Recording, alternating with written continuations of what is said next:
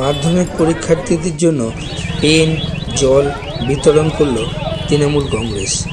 আজ মাকড়দহ গার্লস স্কুলে সভাপতি কাজল সর্দারের নেতৃত্বে 2024-এর মাধ্যমিক পরীক্ষার্থীদের কপালে ফোঁটা দিয়ে হাতে কলম এবং জলের বোতল দেওয়া হয়।